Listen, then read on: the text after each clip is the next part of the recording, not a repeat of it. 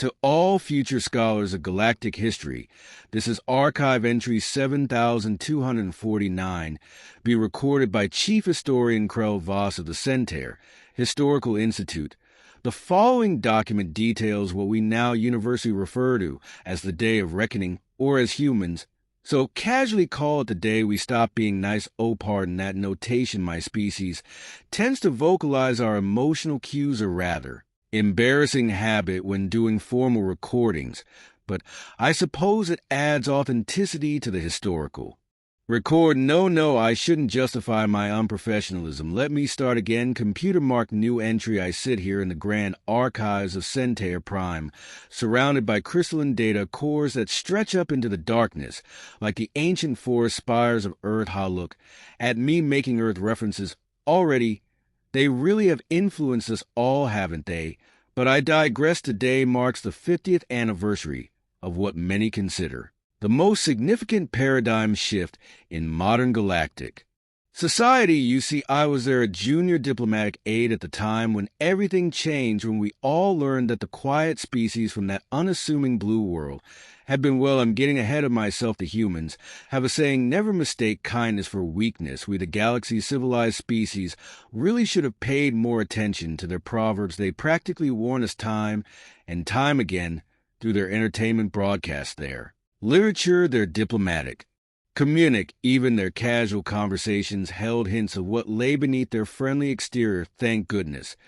They're so primitive, my superior once said, watching a human trade delegation leave our chambers. I remember him adjusting his photoreceptors in that smugly superior way that makes me cringe. Now, can you imagine if they actually knew how to properly harness antimatter technology? Sorry, another emotional notation. It's just knowing what we know now that memory is particularly ironic, because they didn't know they knew so much more than we ever suspected. But I should maintain proper historical chronology. This account needs to be perfectly clear for future generations. After all, it's not every day that an entire galactic community realizes they've been essentially patted on the head like children for decades by a species they thought was barely space-worthy. Computer add personal note. Remember to edit out all emotional notations before final archive submission, though perhaps we should leave them, and the younger species might benefit from understanding just how much this revelation affected even a seasoned diplomatic observer. Now then, let me tell you about the series of events that led to that fateful day. It began, as these things often do, with someone making a very, very poor decision. The galactic community's attitude toward humans was, to put it diplomatically, condescending.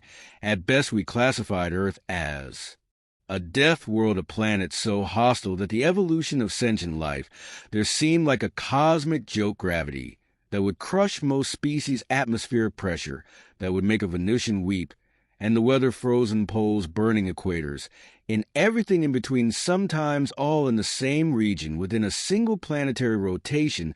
When first achieved faster than light travel, the Galactic Council actually held an emergency session, not because we were afraid.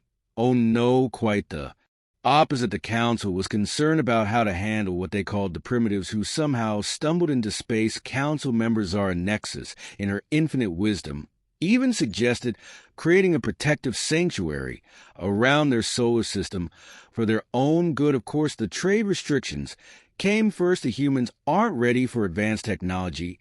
They said the Marat build led by Trade Minister Lux Porva classified humans as a Category 4 civilization, barely above pre-space flight societies. This meant they could only trade in basic commodities, no antimatter drives, no quantum communications, no advanced medical technology. The humans just nodded and smiled when human ships appeared to struggle with basic navigation in asteroid fields. We created designated safe lanes for their vessels. Their ships, bulky and overbuilt by our standards, seemed to confirm our assumptions about their technological backwardness. We even had designated rescue fleets stationed along major trade routes, ready to assist any human vessels in distress. There were incidents. The Relian Trade Federation once tried to swindle a human colony on Proxima be assuming the colonists wouldn't understand the complex legal framework of galactic trade law. The humans responded by hiring the galaxy's best legal team and burying the Federation in so much paperwork that 3 of their senior administrators developed stress. Molds, the Arcturus Diplomatic Corps, once suggested that humans needed supervision during important negotiations. Ambassador Chinwe simply smiled, that same pleasant, unwavering smile that would later become infamous, and suggested that perhaps the Corps might benefit from studying Earth's diplomatic history, particularly something called gunboat diplomacy. None of us understood the reference at the time. Oh, and the constant jokes about their primitive technology. When humans discovered our faster-than-light communications network, they asked to join. We gave them the most basic access level, assuming their systems couldn't handle more. They requested upgrades multiple times, each denied with patronizing explanations about technological readiness. The humans then built their own communication network. We dismissed it as quaint primitive, called it the Tynan network in diplomatic circles. When asked about its seemingly limited capabilities, humans would just shrug and say it gets the job done. Computer personal note: the level of our collective ignorance during this period cannot be overstated. We mistook simplicity for simplistic thinking. We saw their willingness to accept our restrictions as confirmation of their limitations. Not once did we ask ourselves why a species that evolved on a death world would be so accommodating. Even their military ships seemed laughably outdated, large clunky vessels with obvious weapon systems and minimal shielding. The Galactic Defense Force classified them as no significant threat. Their report noted that human ships relied on kinetic weapons and chemical propellants technology that had been obsolete for millennia. Trade Minister Lux Porva once famously declared the humans are like children playing with toys, pretending they're part of the adult world that, quote, would come back to haunt him, especially after what happened in the Orion sector. But perhaps the most telling incident was when the Galactic Council proposed establishing an advisory committee to guide human development. Ambassador Chunwei attended the session. Throughout the entire proceeding, she sat quietly taking notes, with an actual physical writing implement. Another detail that drew condescending smirks from the council members. When asked for Earth's response, she stood up, smiled that smile, and said just 7 words: "We appreciate your concern for our welfare." Then she left, looking back. Now I can't believe we didn't see it. The signs were everywhere in their patience with our condescension, in their careful documentation of every slight and restriction, in a way they never quite argued back. But we were about to learn.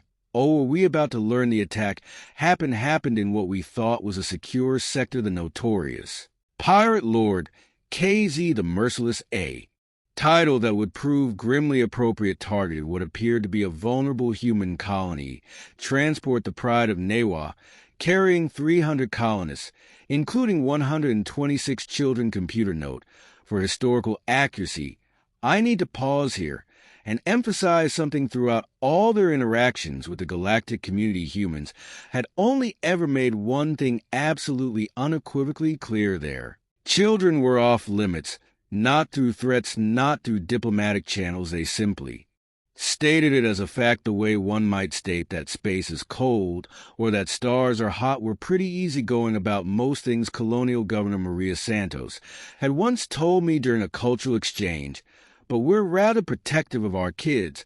She said it with that typical human smile, but something in her eyes. I remember feeling a chill I couldn't explain. Say, either didn't know or didn't care. His fleet of 7 heavily armed ships surrounded the Pride of New Terra near the Carina Nebula. By all accounts, it should have been an easy raid. 1 outdated human transport versus 7 state-of-the-art pirate vessels. The distress call went out at 03000 Galactic Standard Time, standard procedure. The Pride of New Terra requesting immediate assistance. But there was something odd about the transmission. No panic, no desperate pleading, just a calm, clear voice stating their situation and apologizing. This is Captain Anna Patel of the Pride of New Terra. We are under Attacked by pirate forces, be advised that there are children aboard. I repeat, there are children aboard. We have transmitted this warning to all channels, including to the attacking vessels, to any friendly ships in range. We apologize for what you're about to witness. The Galactic Defense Force dispatched a response fleet immediately, but the nearest ships were 3 hours away. Standard rescue protocols estimated a 98.7% chance the colony's ship would be captured or destroyed before help. Arrived Cross hailed the transport. The recording still exists in our archives, though it's rarely played. His demands were simple: surrender, prepare for boarding, and maybe he'd be merciful. Captain Patel's response was equally simple: you have 60 seconds to retreat. The pirates actually laughed through the comm channels. You could hear them laughing. 58 seconds later, we learned why humans built their ship.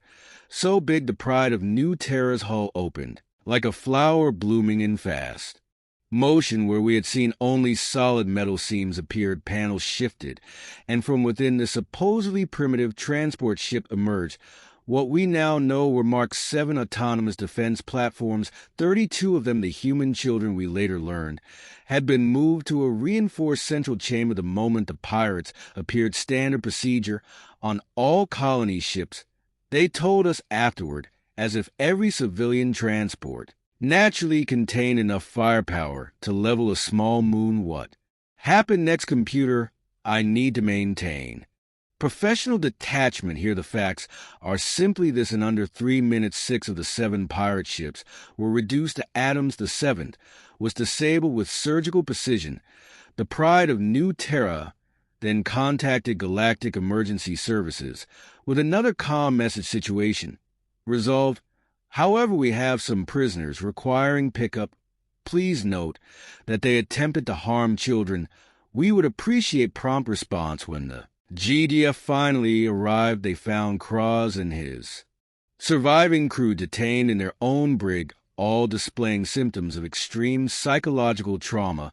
The only coherent statement any of them made was Kraz himself rocking back and forth, repeating they were waiting all this time. They were just waiting. It would be 12 hours before the first human warships dropped their camouflage and appeared in every major system across known space. 12 hours before we realized that the pride of New Terra hadn't been carrying classified military hardware at all. By human standards, its defensive capabilities were minimal. That's when the real shock began. The silence fell like a curtain across the galaxy. One by one, human ships quietly departed from every spaceport. No warnings, no threats, no dramatic declarations. They just left. At first, we thought nothing of it. Humans often behaved in ways we didn't quite understand. But then the diplomatic channels went dark. Ambassador Chun Wei's final transmission to the Galactic Council was painfully polite. In light of recent events, we will be temporarily suspending all diplomatic relations while we reassess our position in the galactic community. We trust you understand. Have a nice day. Have a nice day. The humans, in their infuriating pleasantries, the Meridal Guild was the first to notice something was wrong. Trade Minister Lux Porva called an emergency session when they realized that every single human trading post had been systematically emptied over the previous week, but not just emptied, completely scrubbed. Data cores wiped, equipment removed, not a single scrap of human technology left behind. Probably running scared, some said, realizing they're not ready for galactic society.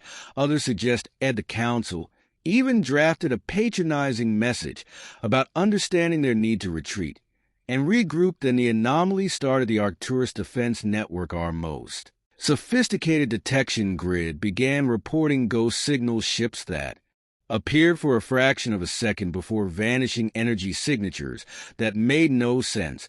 And most disturbing of all, the growing realization that these anomalies had always been there. We just hadn't been looking for them. The Regal Trade Federation noticed something else. Those supposedly primitive human communication relays, they went dark too. But when they sent ships to remove them, planning to clean up the human mess, they found only empty space. The relays had never been there.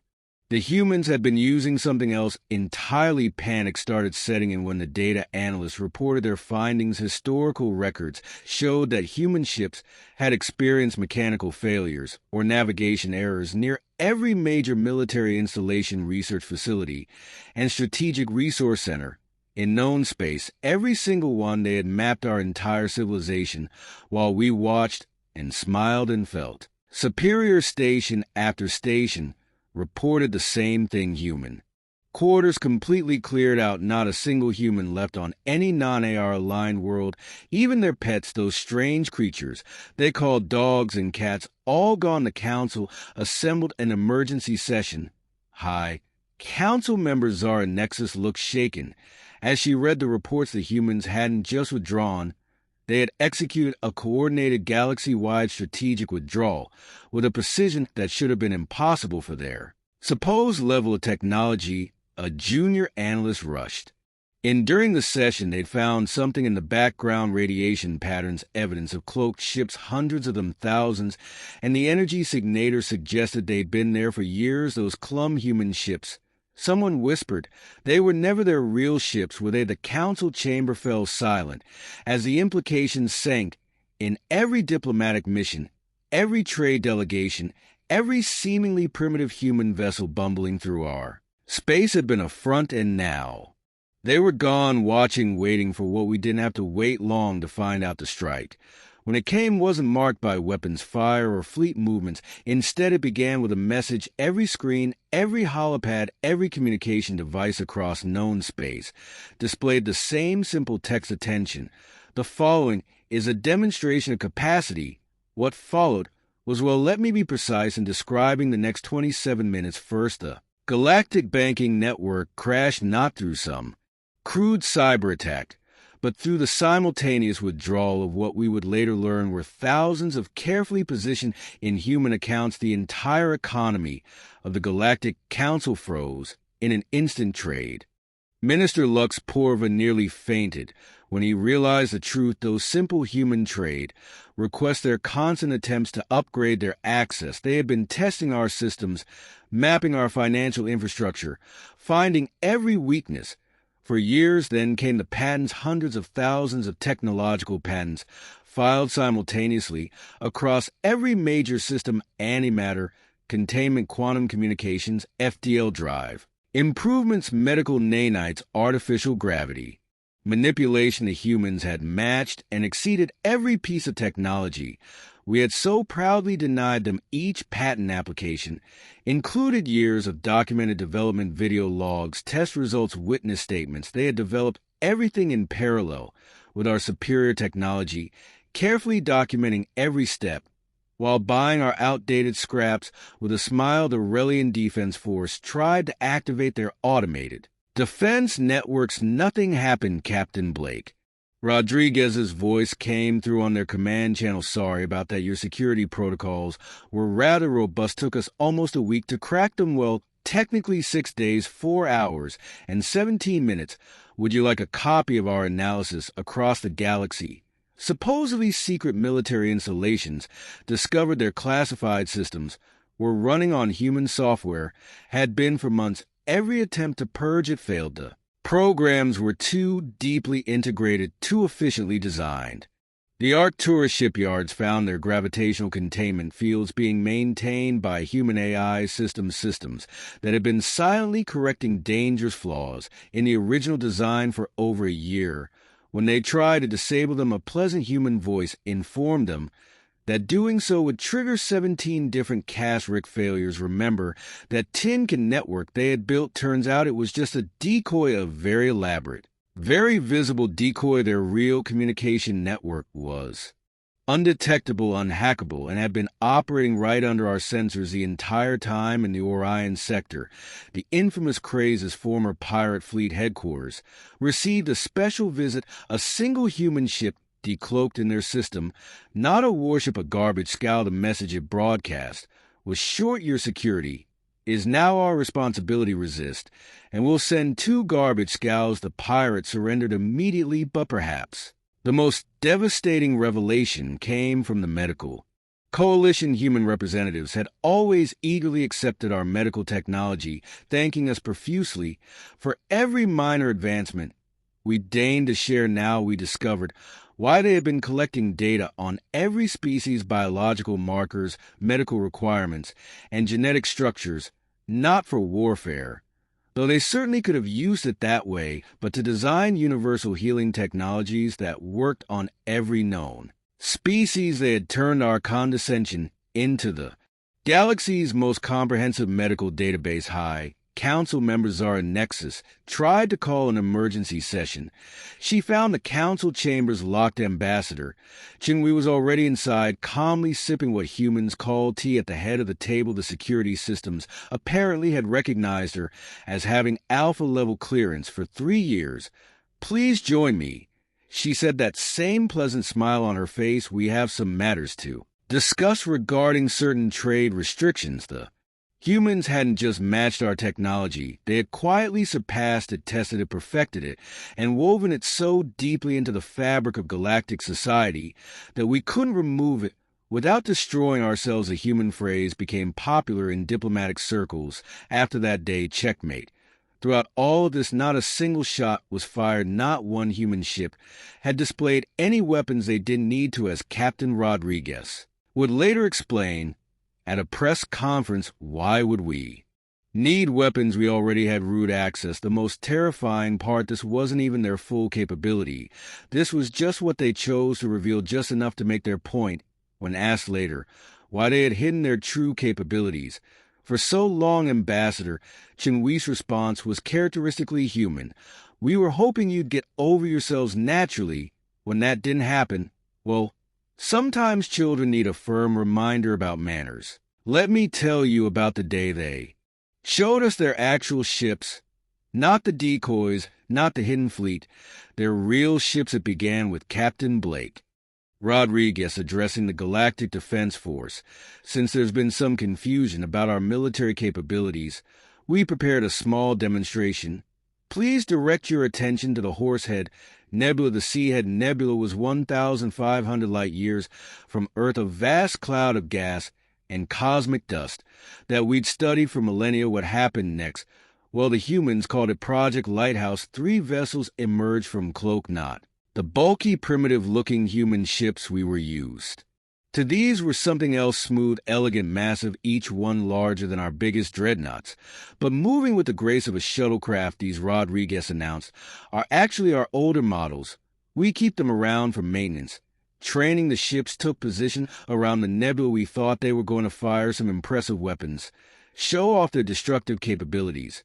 Instead, they created a star not destroyed, created in less than an hour. They had initiated a controlled fusion reaction within the nebula, shepherding the gases, manipulating gravitational fields with a precision our scientists had thought impossible. Stellar engineering, Rodriguez explained casually, as if he were discussing the weather useful for terraforming, or if you need a quick source of energy for construction projects. The Galactic Science Academy's entire astrophysics department had to be sedated. Then came the gates, hundreds of them decloaking simultaneously across human space, not the crude jump points we had for FTL travel.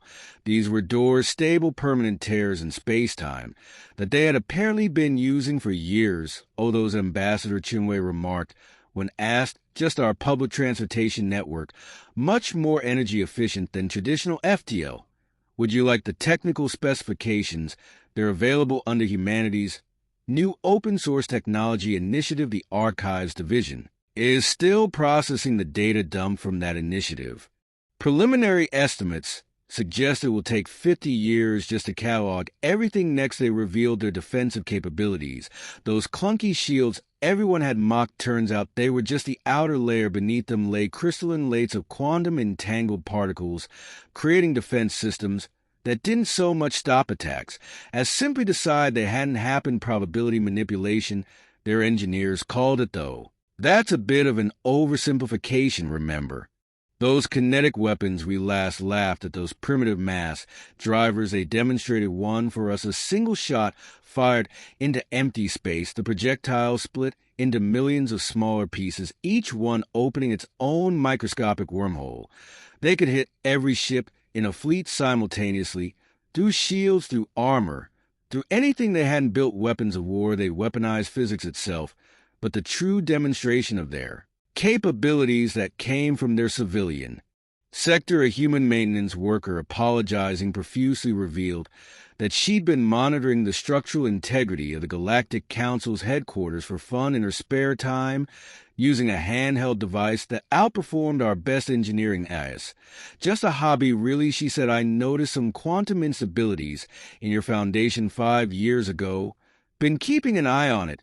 Since then, here's my maintenance log if you'd like to. Review at the log was 3,000 pages long with Asians, their medical technology. They could restructure DNA on the fly, heal injuries, by reversing local time transfer consciousness between bodies. Still working out some bugs on that last one. Their doctors admitted the ethics committee has concerns. They even showed us their entertainment technology holographic systems that didn't project images, but created temporary localized alterations in reality itself for the kids. They said helps with imagination development through it all. They maintain that same infuriating pleasantness, no gloating, no threats, just helpful explanations and offers of technical assistance. We didn't hide this technology because we feared you, Ambassador. We explained during the final demonstration we hid it because we didn't want to make you feel inadequate.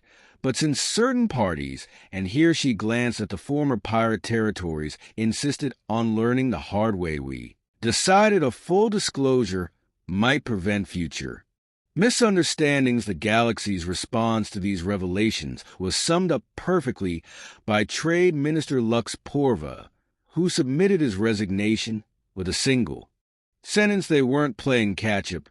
They were playing nice. The negotiations took place on Earth, their choice, their territory, not a power play. They claimed the coffee was better there. Another human joke. That wasn't really a joke. The Galactic Council arrived expecting either humiliation or demands for reparations. Instead, they found Ambassador Chunwei hosting what humans call a barbecue. Captain Rodriguez was grilling something called hamburgers high. Council member Zara Nexus looked particularly confused when handed a drink with a tiny paper umbrella in it. Then Chunwei began passing around plates of food. Let's discuss how we can move forward as genuine partners. The humans' demands were surprisingly simple. First, and immediate to all technology restrictions, though honestly, Captain Rodriguez commented between bites, that's more for your benefit than ours. Your quantum encryption could use some serious updates. Second, representation on the Galactic Council, not dominance, not control, just a seat at the table. We're not interested in ruling the galaxy. Chunwei explained. Have you seen how much paperwork that would involve? Third, and most importantly, they wanted a complete overhaul of galactic child protection laws. This wasn't negotiable. Consider it a personal favor. Chunwei said, her ever-present smile acquiring an edge that made several council members drop their hamburgers. The Trade Minister attempted to discuss economic concessions. The humans responded by presenting a detailed analysis of how their technological releases would boost the galactic economy by approximately 300% within 5 years. We've run the simulations.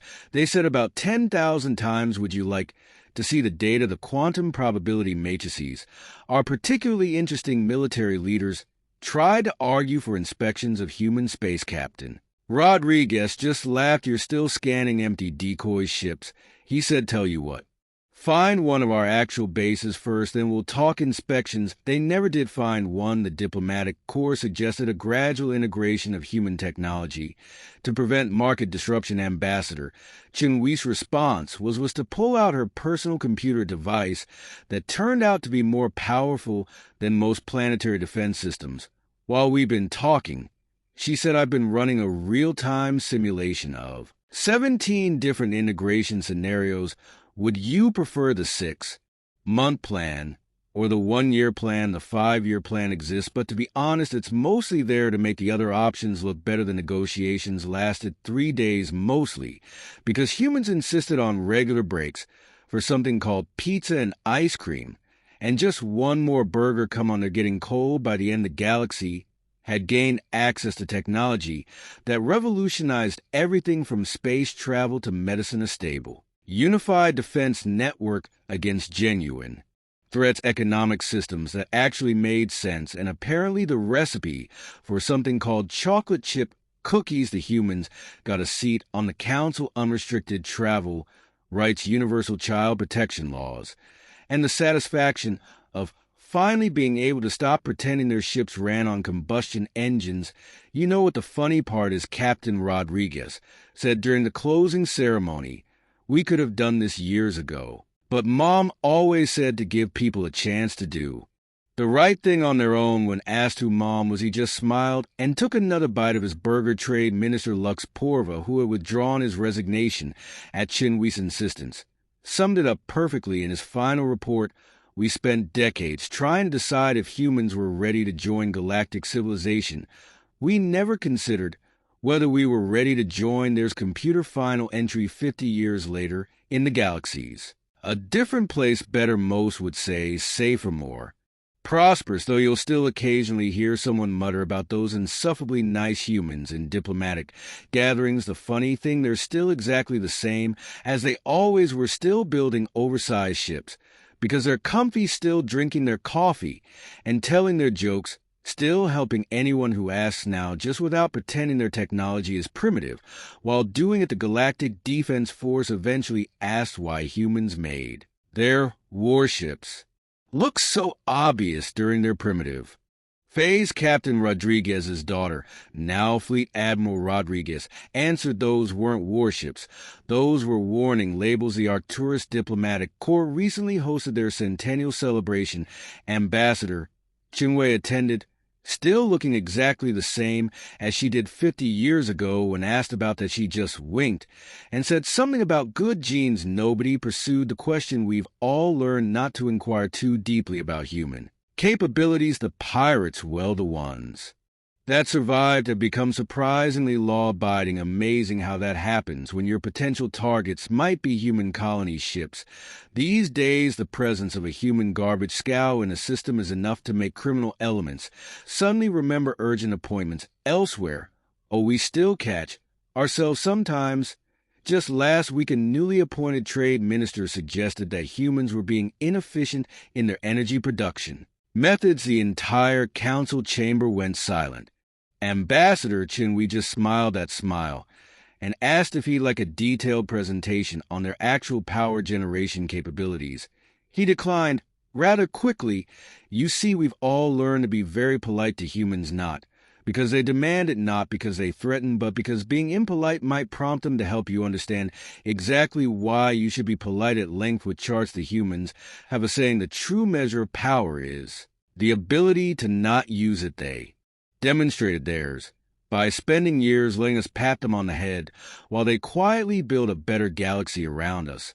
So to any future historians studying this record, I leave you with this advice. If you ever meet a species that seems surprisingly patient with your arrogance, a species that smiles and nods while you explain their obvious technological shortcomings, a species that responds to hostility with calm warnings rather than threats, run, or better yet offer them a coffee and hope they consider you a friend, because as the galaxy learned, humans are indeed very nice people, and you really don't want to make them stop being nice. An historical record, computer save and archive. And add a personal note: next time humans invite me for something called barbecue, say yes immediately. Their food is as surprisingly impressive as their starships.